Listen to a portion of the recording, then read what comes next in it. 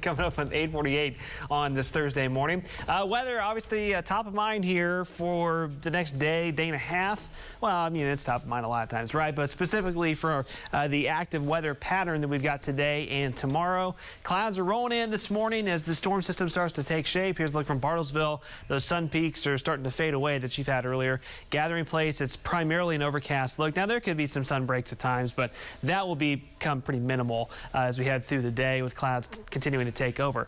Temperatures, we said all morning, you can kind of see the dividing line between the warm, humid air mass to the south and the chillier and more stable air mass to the north. So low 40s north of the metro, mid 40s in Tulsa, low 50s around Muskogee and Tahlequah, and then low 60s in southeastern Oklahoma. That's where there is more instability, of course. The first few little downpours starting to pop up here across Okmulgee County into Muskogee County, lifting quickly to the north and east. Eventually, with time, we'll probably start to see a few lightning strikes out of this activity. We could see one or two stronger cores develop in the next few hours. Now, initially, what's developing now through mid to late morning is not a big severe weather threat, but there could be a few storms that produce maybe some cores of hail by the later morning hours. That rain timeline, Tulsa specifically, but for a lot of areas, this timeline is kind of the same story here. So rainstorm chances increasing, but it's not a high opportunity, high coverage of storms this morning.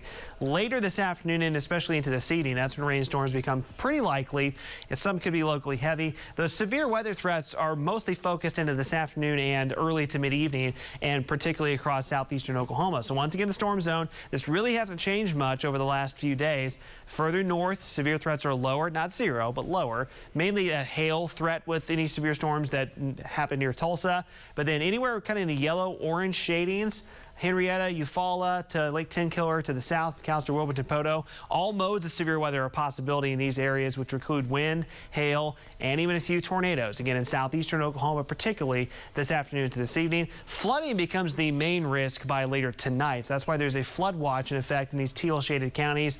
East and southeast of Tulsa, this is where the heaviest amounts, 2 to 3, maybe 2 to 4 inches of rain are expected. And this is kind of a forecast rain amount, but also shows the steep dividing line.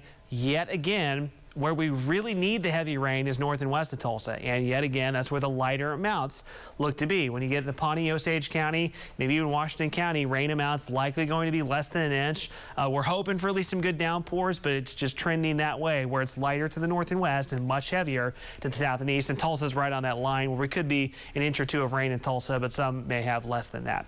So off and on shower storm chances this morning through early afternoon, not for everyone. Late in the day is when rainstorms become much more widespread, and again by late in the day, it's 50s north of Tulsa, 70s in southeastern Oklahoma.